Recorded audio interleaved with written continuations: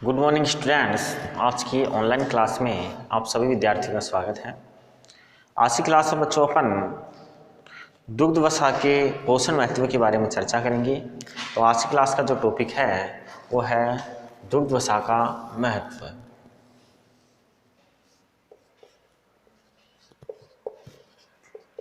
दुग्ध वसा का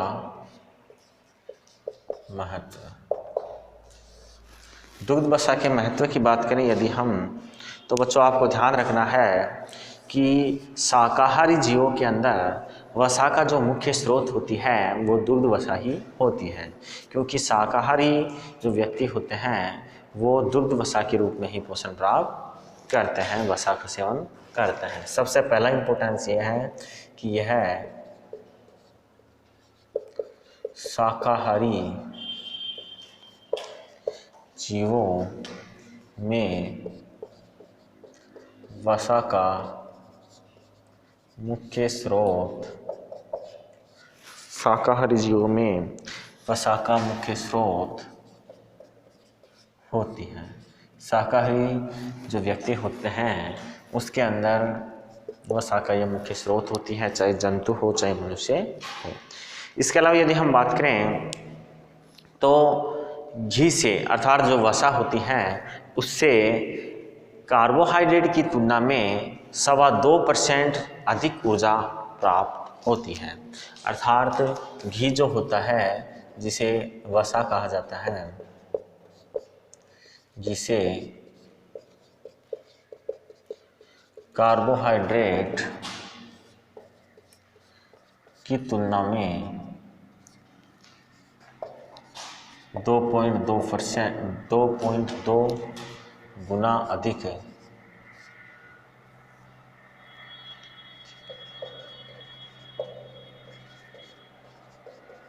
ऊर्जा प्राप्त होती है। 2.25 गुना अधिक क्या प्राप्त होती है? ऊर्जा प्राप्त होती है। इसके अलावा यदि हम बात करें तो देखो बच्चों, दुग्ध वसा से जो शरीर होता है उसमें शरीर का विटामिन और कोलेस्ट्रॉल प्राप्त होते हैं। दुग्ध वसा से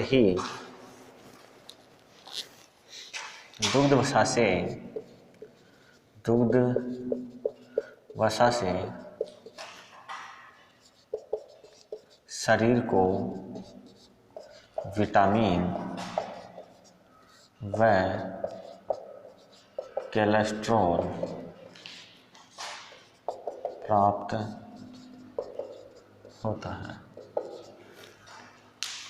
दुग्ध वसा से ही बच्चों क्या होता है, शरीर को विटामिन प्राप्त होता है और इसी के साथ जो कोलेस्ट्रॉल होता है उसकी पूर्ति इसी के द्वारा होती है।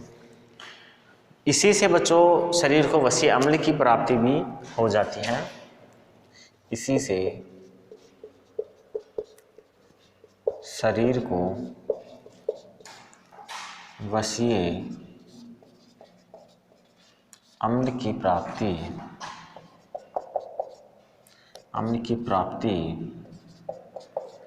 होती है। इसी से शरीर को वसीय अम्ल की क्या हो जाती है बच्चों? प्राप्ति हो जाती है। इसके अलावा यदि हम बात करें तो बच्चों वसा में पाया जाने वाला जो फास्फोलिपिड होता है उस फास्फोलिपिड का कई प्रकार से इम्पोर्टेंस होता है। वसा के अंदर पाए जाने वाला जो फास्फोलिपिड होता है उसका कई महत्व होता है, कई प्रकार से शरीर के लिए महत्वपूर्ण कार्य करता है। उन महत्वपूर्ण कार्यों में से कुछ महत्वपूर्ण जो हैं उन बातों को अपन यहाँ नोट कर लेते हैं। अर्थात फास्फोलिपिड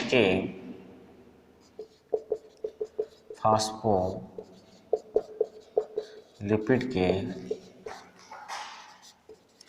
कुछ कार्य निम्न होते हैं। फास्फोलिपिड के कुछ कार्य जो होते हैं वो निम्न होते हैं। सबसे पहला कार्य ये होता है कि ये रक्त के स्कंदन की जो क्रिया होती है उस रक्त के स्कंदन में सहायता करता है। ये क्या करता है? यह रक्त के स्कंदन में सहायता करता है। रक्त के स्कंदन की जो क्रिया होती है, उस रक्त के स्कंदन की जो क्रिया होती है उसमें ये सहायता करता है। इसके अलावा यदि हम बात करें तो बच्चों ये क्या होता है, ऊतकों के जो उपापचय की प्रक्रिया होती है, उन ऊतकों के उपापचय की प्रक्रिया में भी सहायता करता है। ये क्या करता है, यह ऊतकों के उपापचय की क्रिया में भी सहायता करता है।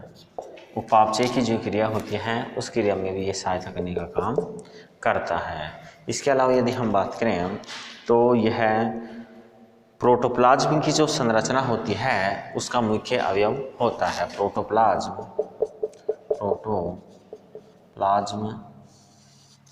की संरचना का मुख्य अवयव होता है। प्रोटोप्लाज्म की जो संरचना होती है उसका फास्फोलिपिड मुख्य अवयव होता है। और कोशिकाओं के जो पोषण का कार्य होता है, वो कोशिकाओं के पोषण का कार्य भी प्रोटोप्लाज्म के द्वारा ही संपादित किया जाता है। कोशिकाओं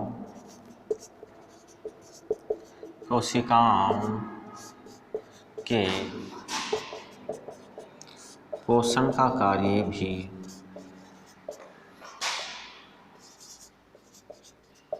इसके द्वारा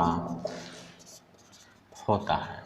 अर्थात कोशिकाओं में जो पोषण के लिए आवश्यक पदार्थ होते हैं, पोषण के लिए जो आवश्यक संगठन होता है, वो आपके क्या होता है, फास्फोलिपिड ही होता है।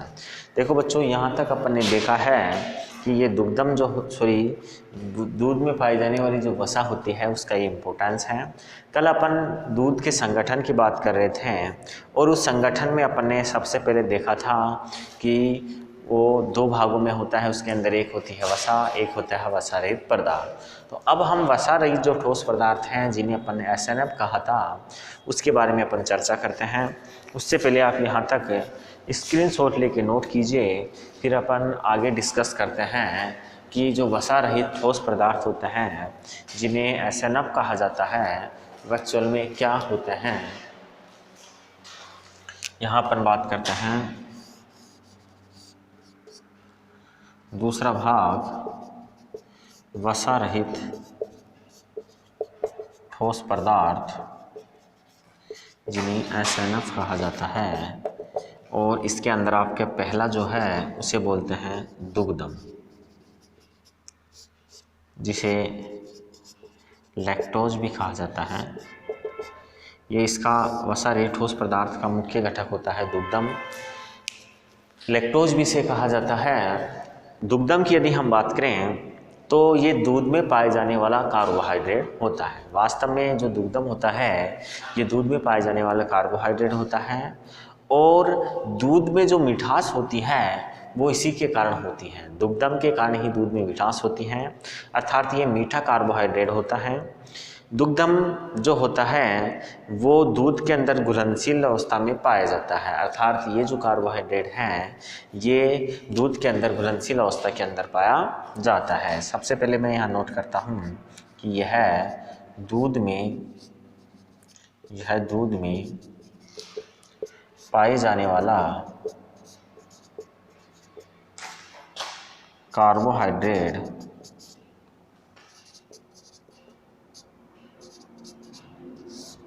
होता है। दूध में पाए जाने वाला कार्बोहाइड्रेट होता है। इसके अलावा बात करें तो इसी के कारण दूध मीठा होता है। दूध में पाया जाने वाला ये कार्बोहाइड्रेट होता है और इसी के कारण जो दूध होता है वो कैसा होता है, मीठा होता है। यह क्या होता है, यह दूध में घुलनशील होता है। यह दूध में घुलनशील होता है। ये क्या होता है, ये दूध के अंदर घुलनशील अवस्था में पाया जाता है। इसके अलावा यदि हम बात करें तो देखो बच्चों, 1 ग्राम दुग्धम से 4 कैलोरी ऊर्जा प्राप्त होती है। 1 ग्राम जो दुग्धम होता है उससे 1 ग्राम दुग्धम से 4 कैलोरी ऊर्जा प्राप्त होती है। 4 कैलोरी ऊर्जा की जो प्राप्ति होती है वो 1 ग्राम दुग्धम से होती है। इसके अलावा यदि हम बात करें तो ये ग्लूकोज और गैलेक्टोज से मिलकर बना होता है। लैक्टोज जो होता है, दुग्धम जो होता है, ये ग्लूकोज और गैलेक्टोज से मिलकर बना होता है। यह है ग्लूकोज व गैलेक्टोज से मिलकर बना होता है। ग्लूकोज पाया जाता है यदि हम लैक्टोज जो होता है अर्थात दुग्धम जो होता है उसका यदि हम एनालिसिस करते हैं, विश्लेषण करते हैं, तो उसमें ग्लूकोज और गैलेक्टोज के अवयव जो होते हैं वो पाए जाते हैं। देखो बच्चों, ध्यान रखने की बात है कि गाय के दूध में जो दुग्धम होता है वो 4.9% होता है और भैंस के दूध में 5.48% दुग्धम पाया जाता है। मैं यहाँ नोट कर देता हूँ कि गाय के दूध में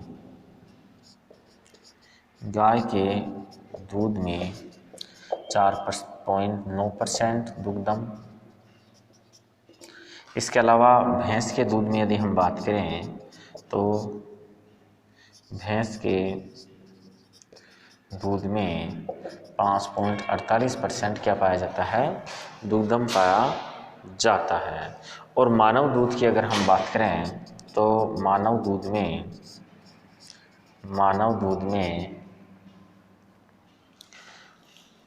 6.98% दुग्धम पाया जाता है।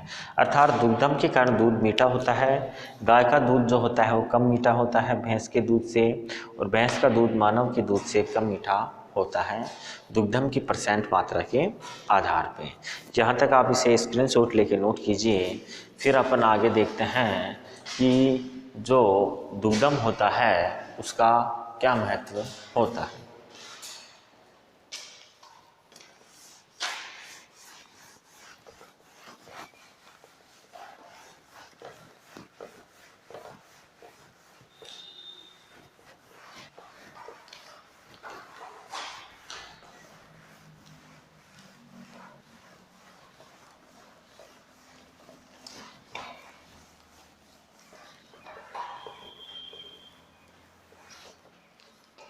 नेक्स्ट है दुग्धम का महत्व। दुग्धम का महत्व। दुग्धम के महत्व की बच्चों अगर हम बात करें तो दूध से ऊर्जा की प्राप्ति के लिए आवश्यक होता है। दूध से ऊर्जा की जो प्राप्ति होती है वो दुग्धम के द्वारा हो जाती है। दूध से ऊर्जा प्राप्त करने में, अर्थात दूध से एनर्जी जो मिलती है वो आपके दुग्धम के द्वारा ही मिलती है। इसके अलावा शरीर में विटामिन का जो संश्लेषण होता है उस विटामिन के संश्लेषण में भी दुग्धम सहायता करता है। शरीर में विटामिन संश्लेषण में सहायक है। जो विटामिन का संश्लेषण होता है शरीर में, उसके संश्लेषण में भी ये क्या होता है, सहायक होता है। इसके अलावा बच्चों आंत के द्वारा जो कैल्शियम होता है वह फास्फोरस के अवशोषण की जो प्रक्रिया होती है आंतों के द्वारा, छोटी आंत के द्वारा, उसमें भी लैक्टोज जो होता है, दुग्धम जो होता है, वो सहायता करता है। आंतों द्वारा कैल्शियम व फास्फोरस के अवशोषण क्रिया में सहायता करता है। ये क्या करता है बच्चों? ये कैल्शियम व फास्फोरस के अवशोषण की जो प्रक्रिया होती है उसमें सहायता करने का काम करता है। लैक्टोज आँख में लैक्टिक अम्ल बनाता है जो रोगकारी जीवाणुओं को वृद्धि करने से रोक देता है। ये क्या करता है? लैक्टोज जो होता है, लैक्टोज आंत्र के अंदर किसका निर्माण करता है? आंत्र में लैक्टिक अम्ल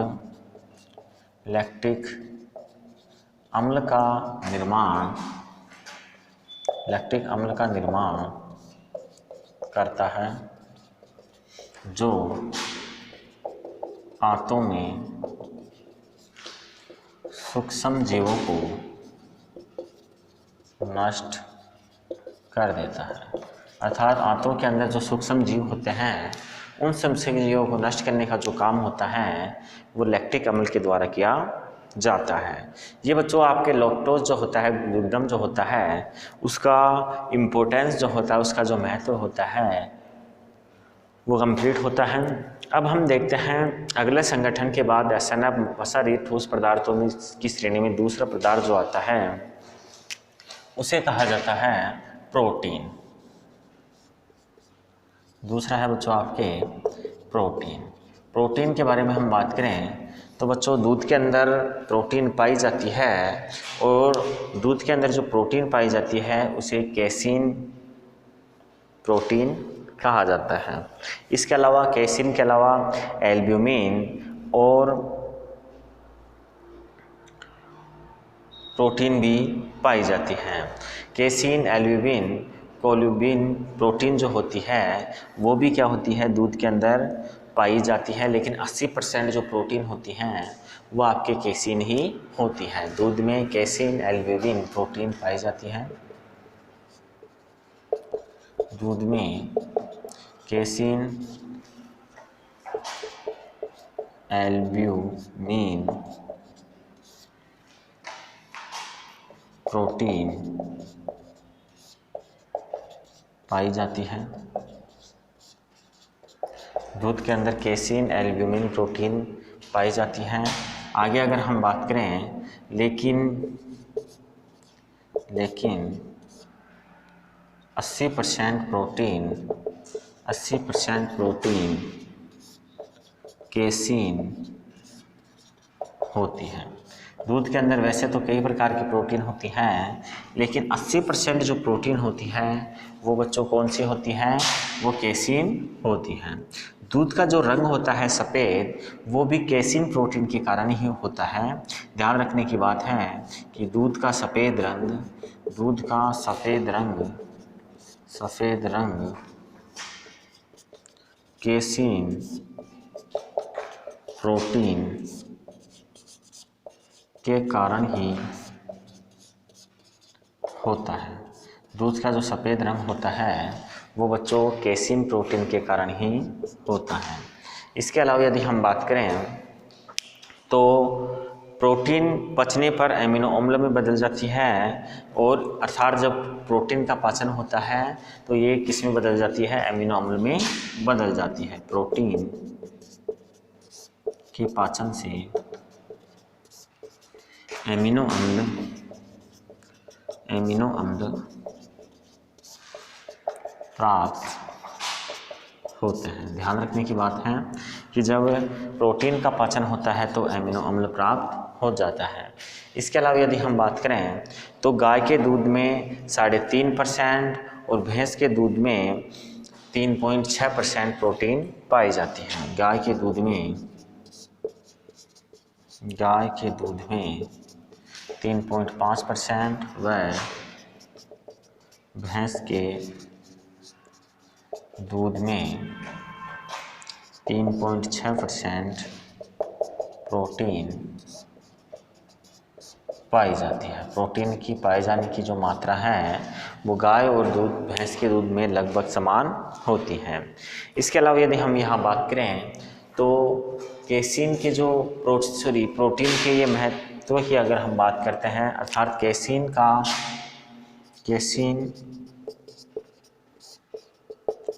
प्रोटीन का महत्व।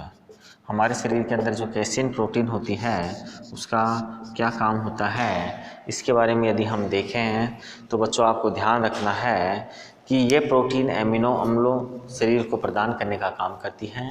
हमारे शरीर को एमिनो अम्ल देने का जो काम होती है वो कैसीन प्रोटीन का ही होता है। ये क्या करती हैं, ये शरीर को एमिनो अम्ल देती हैं। ये क्या करती हैं, शरीर को एमिनो अम्ल प्रदान करती हैं। इसके अलावा यदि हम बात करें तो बच्चों प्रोटीन जो होती है वो पचने में आसान होती है, इसलिए ये आसानी से पच जाती हैं। प्रोटीन आयोडीन के साथ मिलकर वाहक के रूप में भी काम करती है। प्रोटीन आयोडीन के साथ मिलकर वाहक के रूप में काम करती है। और पोषण के रूप में यदि हम बात करें तो प्रोटीन आसानी से पचने वाली होती है। प्रोटीन आसानी से पचने वाली होती है। इसके अलावा यदि हम बात करें तो यह है आयोडीन के साथ मिलकर, यह आयोडीन के साथ मिलकर वाहक का काम करती हैं। आयोडीन के साथ मिलकर ये क्या काम करती हैं, ये वाहक का काम करने लग जाती हैं। इसके अलावा यदि हम बात करें तो बच्चों कैसीन से कैल्शियम और फास्फोरस की पूर्ति भी हो जाती है। कैसीन से क्या होता है, कैसीन से कैल्शियम व फास्फोरस की पूर्ति भी होती है। कैसीन से कैल्शियम और फास्फोरस की पूर्ति हो जाती है। ये बच्चों अपन ने आज प्रोटीन के बारे में देखा है, लैक्टोज के बारे में देखा है। आज की क्लास अपनी यहीं तक रहेगी। नेक्स्ट क्लास के अंदर अपन इसके आगे का संगठन जो होता है, दूध का रासायनिक संगठन की अपन बात कर रहे थे। दूध का आगे का जो रासायनिक संगठन होता है उसके बारे में डिस्कस करेंगे।